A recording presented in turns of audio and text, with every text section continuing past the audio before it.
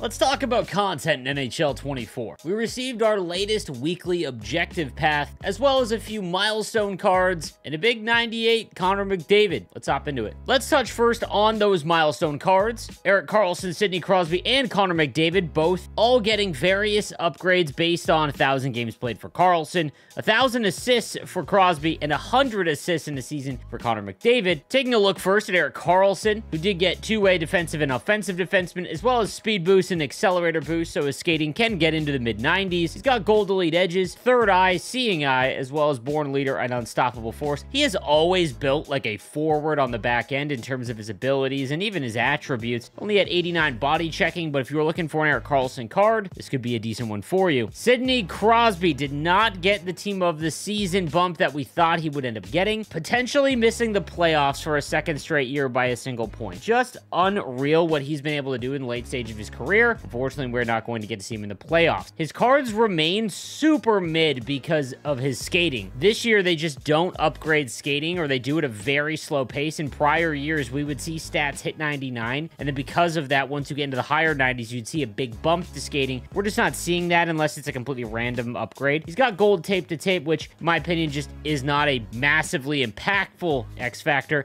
Big tippers, fun, unstoppable force, and edges appears to be still a strong combo, and then third eye. The issues with the Crosby cards is that he's always just good at everything, but not great at anything. And this one just kind of hammers that home with the skating. Taking a look at his X factor, and because he does get speed boost later on down the line, that does help things, and accelerator boost in the middle, he can get up to 94 speed and excel. With gold unstoppable force, his X factor card is actually one of the more decent ones. So if you really wanted Sidney Crosby and you're still playing the game regularly, I would just go back and try to grab his X factor card. And then lastly, we've got the 98 Connor McDavid. We've officially entered the stage at which any Connor McDavid card is endgame, where he's got max skating, 99 speed, excel, agility, balance across the board, shooting's 99, hand stats are 99, even his face-offs are at 98. Now, gold tape to tape is not going to be nearly as impactful as some of his other cards. Born leader is okay, puck on a string, again, not really all that great, and does have unstoppable force, but if you can get this card at a discount compared to what his 99s will be and some of the other Connor McDavid cards, you don't have to go out and get a 99 Connor McDavid if he's already got 99 in all of the important attributes anyway. Here is what the upgraded 98 team of the season card looks like. That's what I'm running, and again, he's got max stats, so nothing really surprising here. Will be one of the best cards for the remainder of the season. Taking a look at some of the higher rated live moments cards, we've got Kaprizov, and finally his skating is into the high 90s. We're at 96 overall acceleration and speed, 99 agility, max shooting, and gold make it snappy. So if you were waiting for a Kirill Kaprizov card, this is a pretty strong one. He is a little bit smaller at 5'10", but at 202, he can hold on to the puck a little bit more, kind of like a left-handed version of William Nylander, and his cards have actually been pretty good this season. Now, it is going to cost you about 300,000 coins in the auction house, but if you are desperate for a Kaprizov card, this is a great option. Not to mention, because they are not in the playoffs, there's no guarantee he gets another card. We also got a 95 Connor Hellebuyck, and I just want to touch on this real quick because Hellebuyck cards are always in the mix of like being some of the better goaltenders. He's got gold light work, so if you are looking to spend on a goaltender you can rely on for the remainder of the year,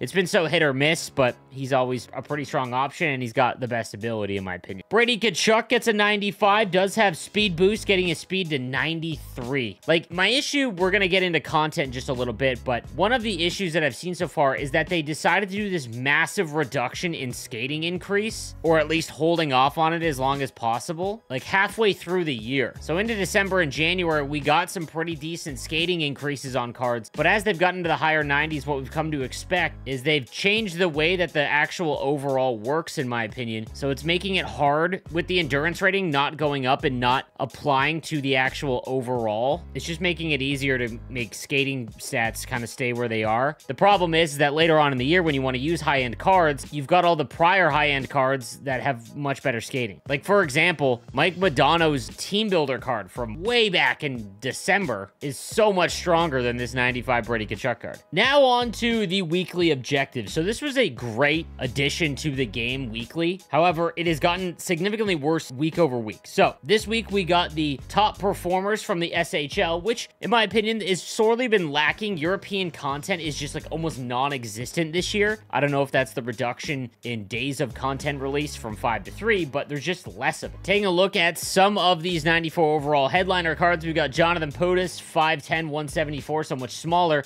However, he can get get almost max skating, and as gold heat seeker, which is always fun, but again, defensively, he's going to be a complete liability. Joel Person, 6'1", 187, and the right-handed defenseman, does have gold shutdown and 96 speed and excel, which is actually like a sneaky decent value. Again, if you don't care about like using players from your favorite team or even the NHL, these cards can kind of get lower in price because they're European players. Ty Ratty, the right-handed forward at 6 foot 194, has gold make it snappy, which is great, but no skating increase, so he's 96 speed, excel, and agility across the board. But anytime you've got a player with gold make it snappy, that's pretty solid. Lars Johansson, the goaltender at 6 foot, really just kind of takes him out of the equation. Oscar Lindberg, the left-handed centerman, 6'1", 194 with gold unstoppable force. 95 face-offs, however. Does get shooting boost, almost maxed out his shot. Again, not a terrible card to go grab. And again, kind of in that 160 range. And then lastly, we've got the 94 David Tomasek, 6 foot 185 with gold schnipe, quick draw, ankle breaker, and unstoppable force. 95 speed, acceleration, and agility across the board. 98 shooting,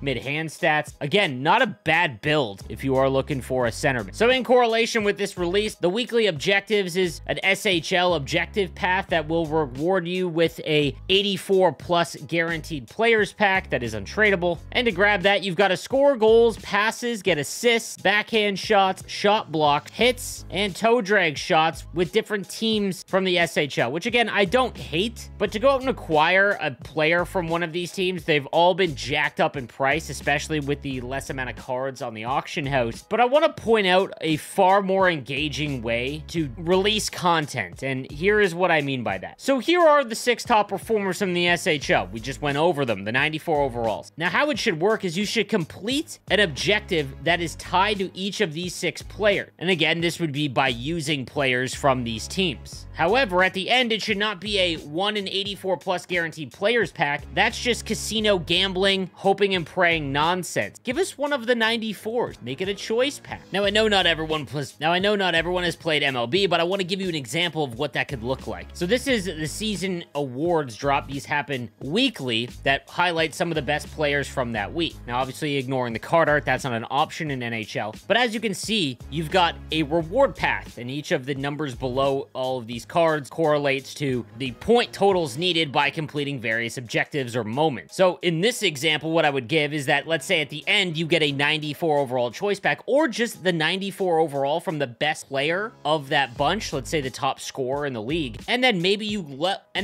lessen it. 90 overall, 88 overall, 86 overall, 84 overall. Now, all these cards are probably not going to be impactful on your team. They don't have to be because EA uses cards as currency, but at least it makes sense and makes it far more engaging. And then you're completing objectives where it's like score goals with left wingers, for example, that can give you pieces of the program to complete those objectives. I just feel too often that it is just a mindless slog of completing random stuff that really no one cares about, and the rewards are all just completely casino-based random packs, which I'm just completely over. I don't know if it's because EA doesn't want to give out a bunch of cards guaranteed because they're scared people won't buy packs, but I promise you the people that buy packs are still going to buy them regardless if they get a few free things each week. Moreover, there should be like monthly programs or monthly objective paths that take much longer to complete. This game just feels empty when it comes to content, and it hasn't gotten any better this year. It's actually gotten far worse. It's very random, there's no rhyme or reason to the cards being released, and it's just stuff coming out. But let me know what you think in the comment section down below. I'd love to hear your thoughts on the content, what you would like to see. The only way we're going to see change is with constructive criticism, so let's hear it. Have a good one, guys.